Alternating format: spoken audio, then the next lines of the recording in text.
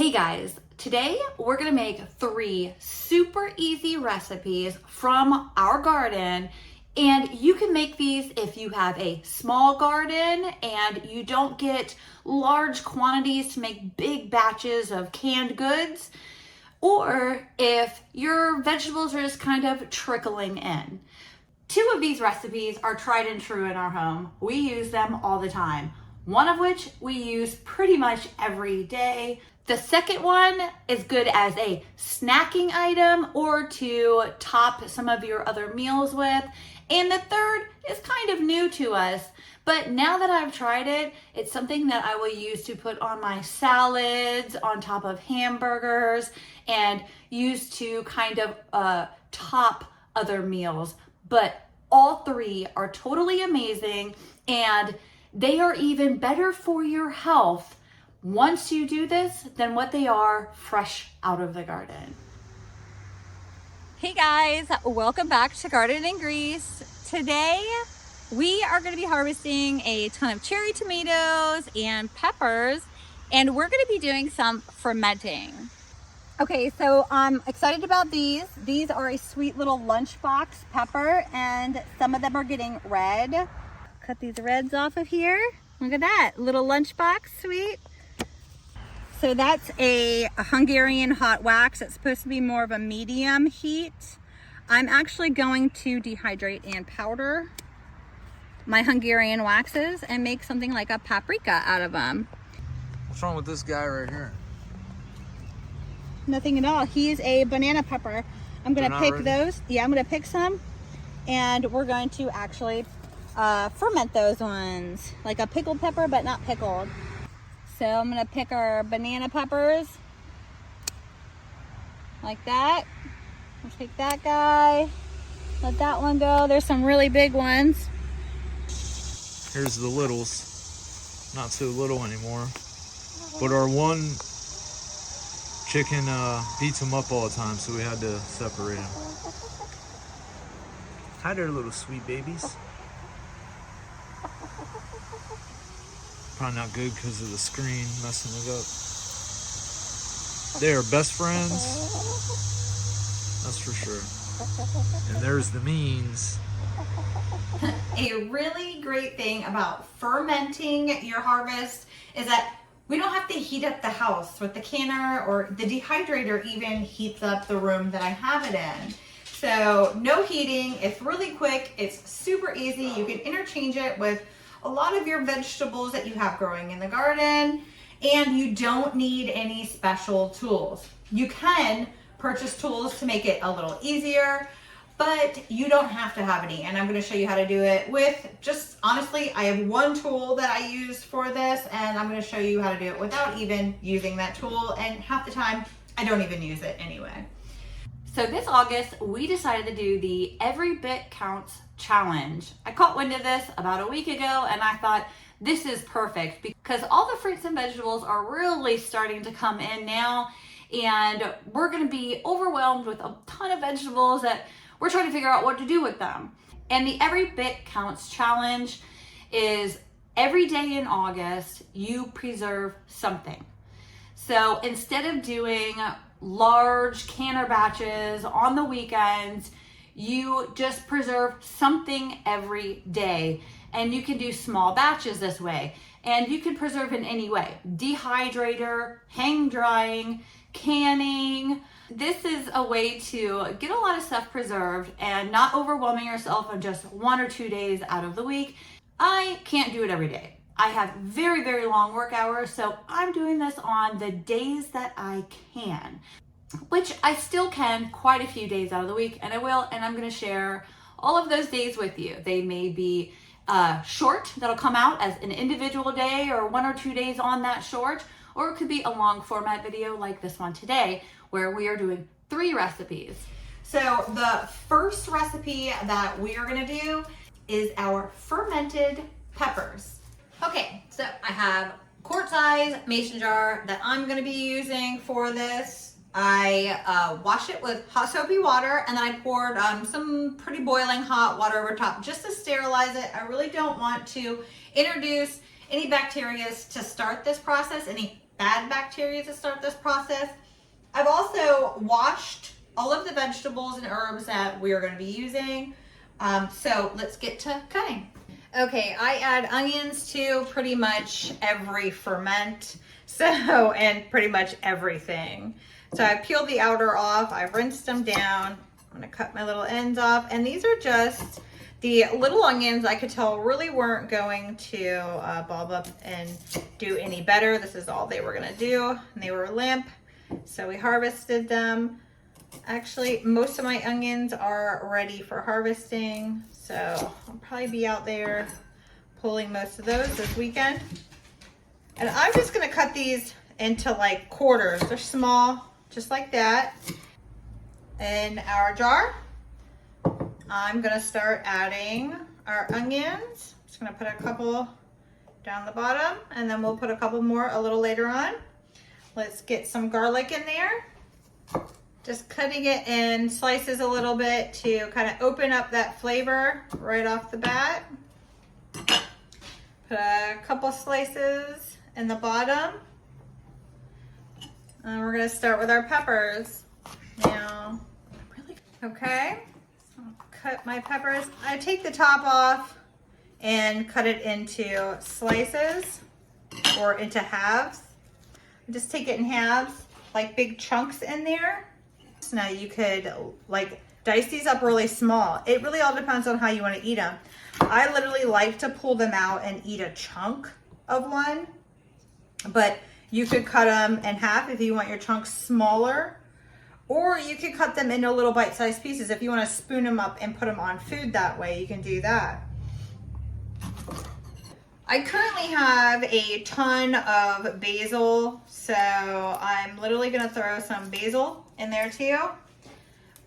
What would have been really good with this, if I would have harvested, and I should just go out and get it, but it's getting late. I should have harvested some rosemary, would have been good in here, or oregano, and I'll leave it at that for now. Throw a little bit more onions in there. So I'm gonna throw the rest of this onion and that chunk of garlic in. I put some more garlic in there too. And in my warm filtered water, for a quart, I use 4 teaspoons, and this is a half teaspoon. I can't find my teaspoon measure. I just ordered a new set, so 4 of them. So 2, 3, 4, 5, 6, 7, and 8. I had to do 8 halves to make 4 teaspoons. And now we're gonna stir this up really good. I'm using warm, which I just put the filtered water in a pot and just heated it up a little bit to warm it up so that it would help dissolve that salt a little bit better. It's not gonna all dissolve, there'll be a little bit left in there. I'm gonna try to get it into the jar.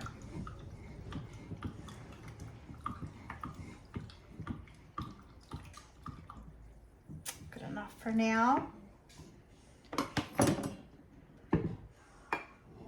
Now I'm gonna add our brine, the salt water, to the vegetables in here.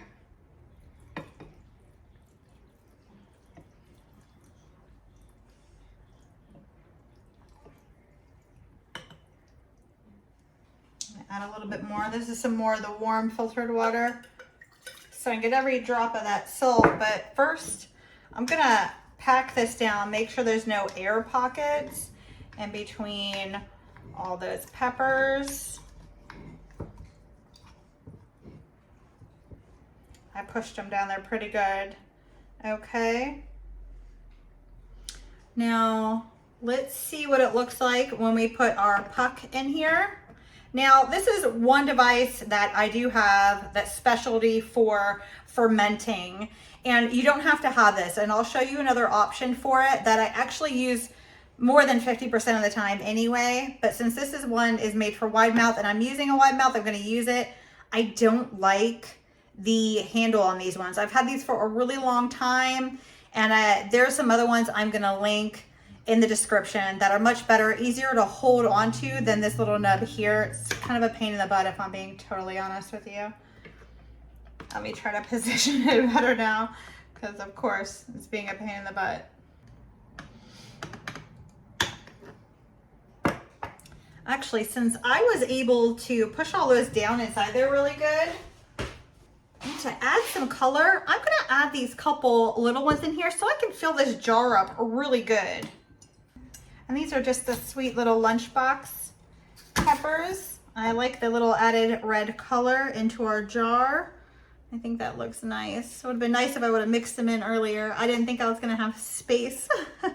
Okay, so we got that. We're gonna put some more of this salt water brine in here. I'm not gonna add any more salt. At this point, I have enough salt in there. I can just add some of the warm water. All right, I'm about an inch and a half below the top. And we wanna be a little bit below the top, about an inch and a half, inch or so, because we're gonna put this in. It's gonna make the water level come up. So as the vegetables break down, they're gonna create essentially more water in here, and all of the gases are gonna try to bubble up and release. We need to have a little bit of space up here, and we're at about an inch of space, air gap up here.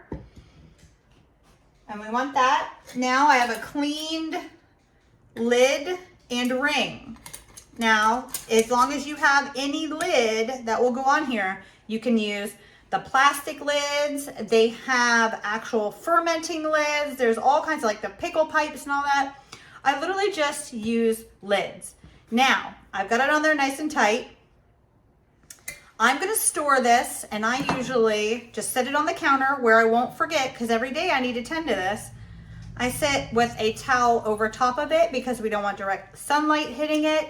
And every day I'm gonna just loosen the ring, not open anything, let the gases out, and tighten it back up again. That's because I'm just using a lid. Now, if I had the pickle pipes or the specialty fermenting lids that vent out the gases and don't let oxygen in, that I wouldn't have to do any of this. I could just literally let them sit, but I don't have that currently. Maybe one day I'll invest into that, but I don't right now. So this is ready to just be sat on my counter. Pretty simple, nothing fancy. I'll show you what I do if I don't have pucks. Put some water in here. I'm gonna let the air out of the bag.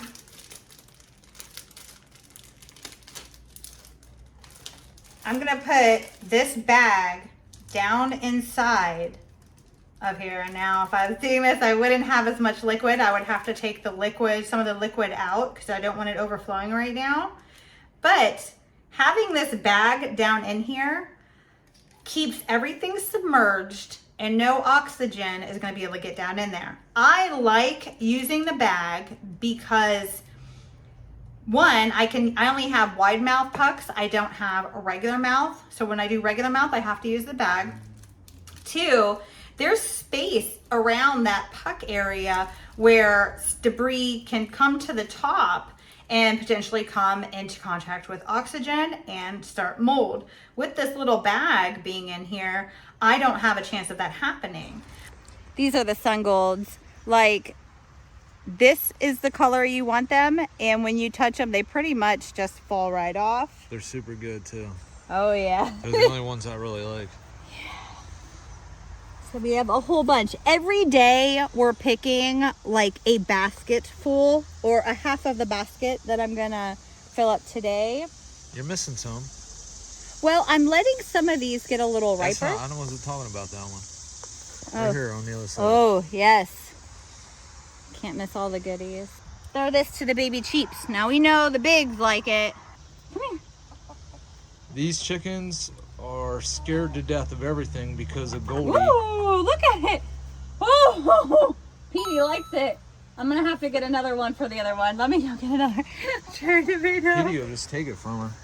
We'll see, as long as... Oh, she got it. Okay, for the cherry tomatoes, I'm gonna use this really cute jar. I picked this up at a yard sale. I just cleaned it and then also sanitized it with hot water. And we're gonna start taking our cherry tomatoes, and I have multiple different types here. I'm gonna take off my little stems, and I can't find any Q-tips, but I'm just gonna poke a little hole into each tomato. So stem off. And I'm just gonna poke a hole into each one. That way I'm gonna put 2 in each one. That way the brine can get inside of the cherry tomatoes. And I like using multiple different ones here because the color will be really cool. All right, now I'm also going to add basil to this one. You can add any other herb that you think sounds good in this to you. I'm gonna kind of layer it as I go, put some more in. You could put garlic in it.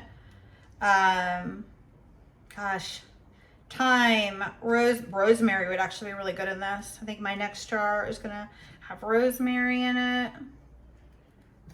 Okay, so I'm stopping there, and now we're gonna add our brine.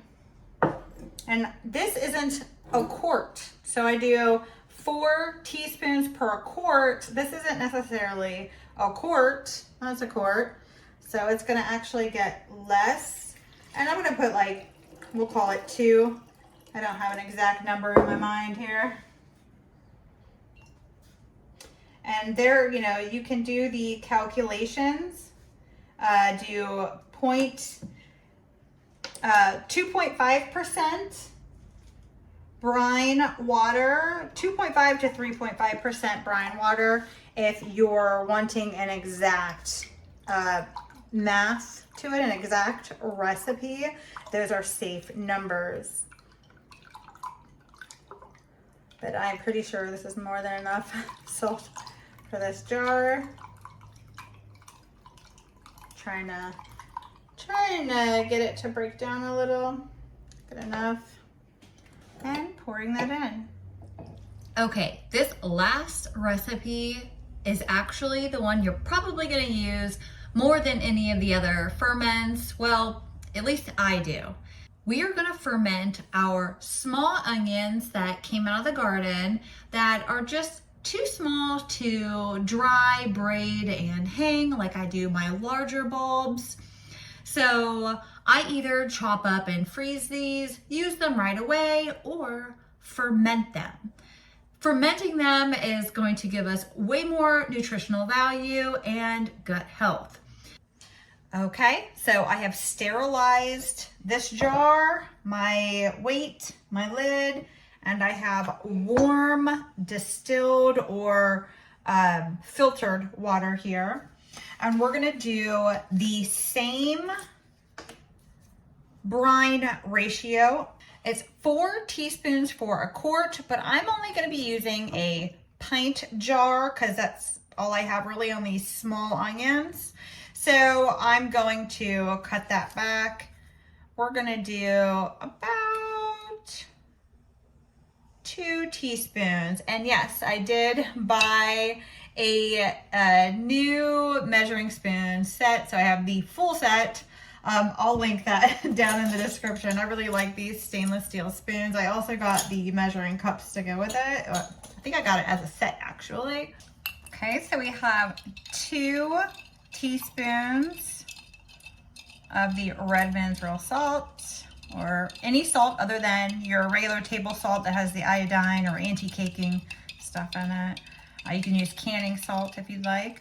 I'm just dissolving it in this warm water. It's not necessarily boiling, but warm enough to help to dissolve that. Okay, I'm gonna set that aside, and we're going to cut these up. You don't have to. You can throw these little onion pearls in your jar just the way they are, but I like to be able to scoop out the perfect amount I need to top a hamburger, hot dog, pretty much anything. And we've been doing a lot of grilling, in the summer we do. So definitely have a lot of uses for fermented onions.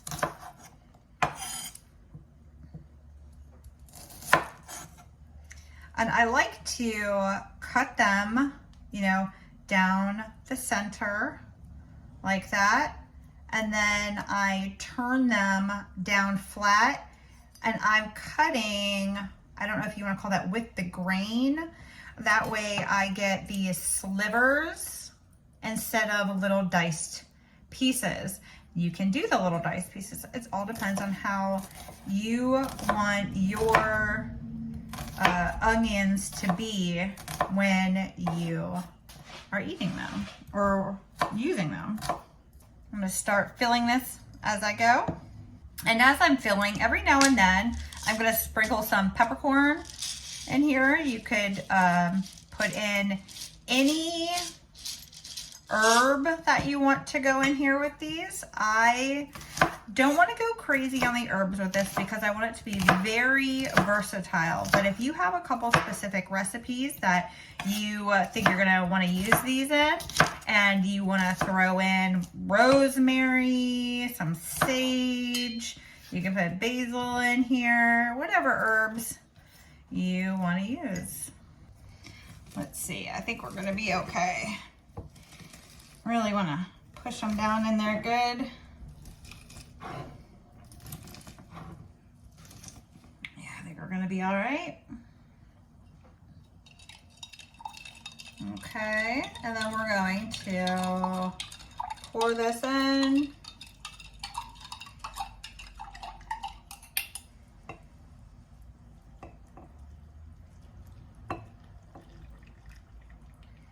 Get my little debubbler.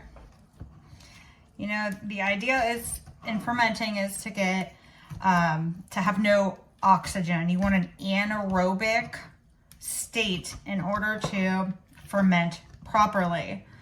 So getting out as much oxygen as possible is very important. Okay, so all of our onions are below the water line. Our water line's actually up pretty high. We have our weighted gauge on here. I'm probably gonna have quite a bit of overflow then, but that's okay with me. Now, we're just gonna put our lid and our ring. Okay, now here, if you want to be technical, I'm going to show you the technical way to figure out how much salt you actually need per jar. And the calculation is roughly 2.5%. You can go down to 2 and up to 3, but 2.5 is your Goldilocks zone. So we have our jar with all of our product in it. I have it tamped down, and I have a little kitchen scale. If I take my empty jar and I zero it out, I'll be able to get an accurate description, an accurate number for how many grams of product and water we're gonna have.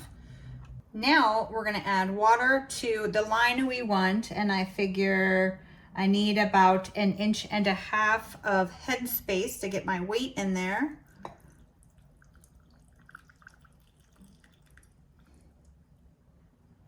And I'm at about 1.5 inches right there. Let me do a little dab more. And I'm at 359 grams. So I do the math to figure out what is 2.5% of 359. So 359 times 0.025. And the math on that is 8.9. And yes, I had to stop and get a calculator and do that math. So 8.9 grams. What I'm gonna do is go to my empty jar. It's zeroed out, and I'm gonna put 8.9 grams in there.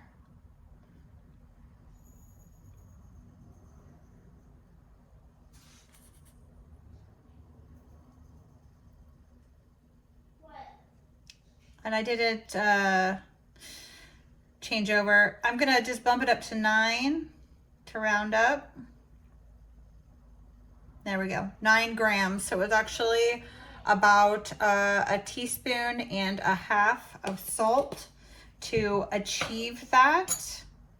And now I'm gonna actually just take the water from my jar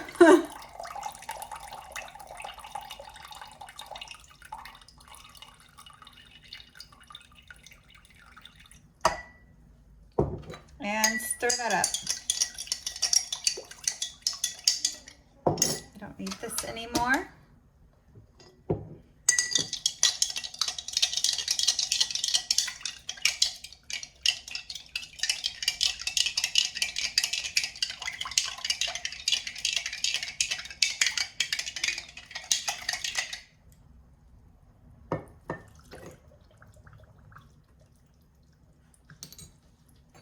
All right, we're gonna de-bubble that.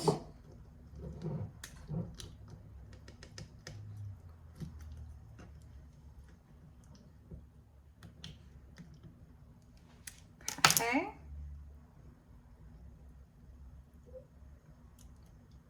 And we're gonna add our clean weight and push down. There we go, our little floater I'm gonna pull out. And I have for head space on this whole thing about 1/2 inch, which should give me a really good amount of head space. I'm gonna put my lid and my ring on, and then we're gonna sit this with our other ferments. Now, these two have been sitting for a week. And yes, it's been a week since I made these, and I just now made our onions. But let me show you the progress here. 1 week, it is pretty cloudy in there. And every day, I've been giving it a little burp. You can see bubbles. If I give it a little shake, you can really see those gassing off, bubbles coming out. Now, a week in my mind is your minimum. This smells so amazing. Oh my gosh. Okay. Now, for most of my ferments, I usually let them go a bare minimum of a week. I usually even push, say, 3 weeks, depending on what it is that I am fermenting. It takes a minimum of 5 days for most of your vegetables to hit an appropriate acidity level to get rid of all of your bad bacteria. And your acidity level should be 4.6 or lower.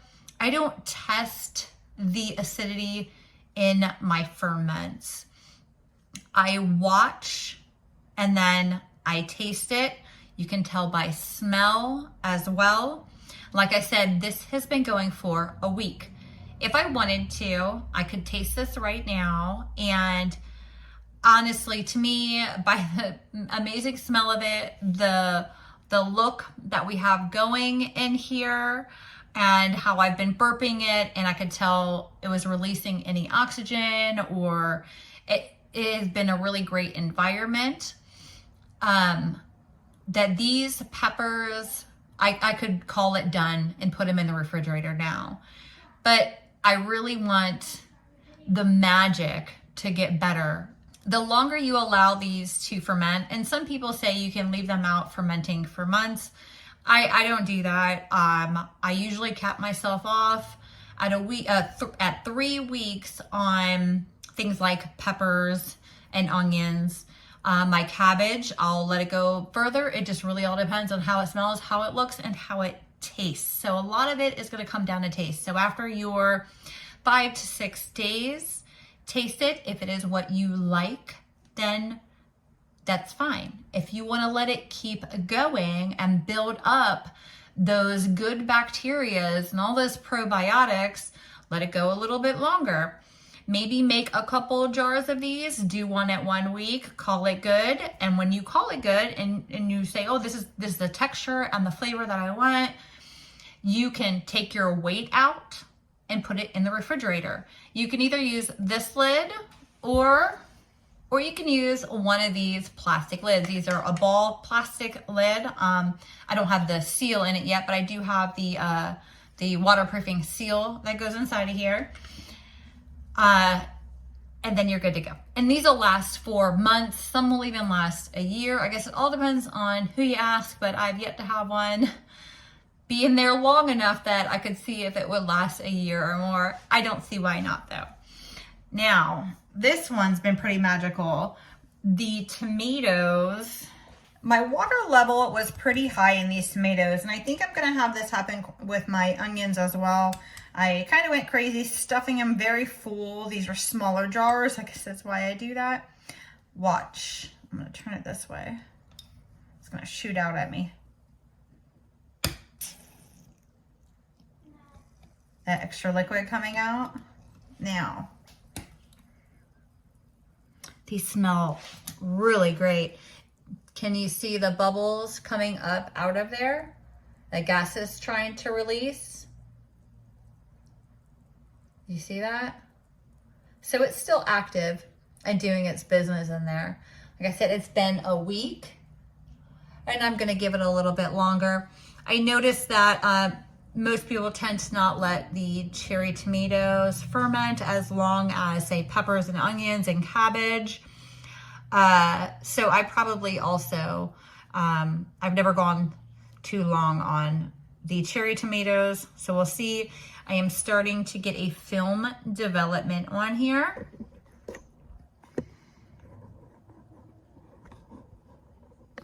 You can see a little bit of a film development on here. That's normal, and that is okay. That is not mold.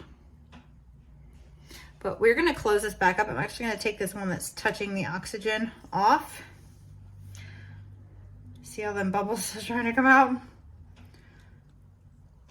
We're gonna close this up and let that go a little bit longer. And this is how I keep them. I just keep them covered with a towel in my kitchen. So the towel's under it and over it to catch any overflow. And it's protecting it from the sunlight. And this room is roughly 72 to 75 degrees, which is perfect. You want 65 to about 75 in order to have a really good fermenting temperature. If you're new to fermenting, I hope this gave you a little bit of encouragement to try it out again. And I want to tell you, I'm not some, magician when it comes to fermenting. I haven't been doing this for 20 years. In all reality, about 6 to 8 years ago, I had started fermenting cabbage to make kraut, and I would get too scared to even try my cabbage, and I would end up throwing it away because I was so scared that, I don't know what if there's mold in here or whatever, whatnot, and I didn't want to feed it to my family, so I'd end up getting too scared and not even trying it. And then about 2 years ago, I did it. I said, you know what? I'm gonna do it. I tasted it, and it was so good. I love making the fermented peppers and onions. Those are honestly my two favorite after sauerkraut, and then the little cherry tomatoes, because we grow so many cherry tomatoes. It's either freeze them, eat them fresh. I mean, there's not a whole lot of things that I do with them other than that. So fermenting just seems like the right thing to do with them. All right, guys, if you found this video helpful or just entertaining, please consider subscribing if you haven't already. Hit that like button and share. All right, guys, have a good one.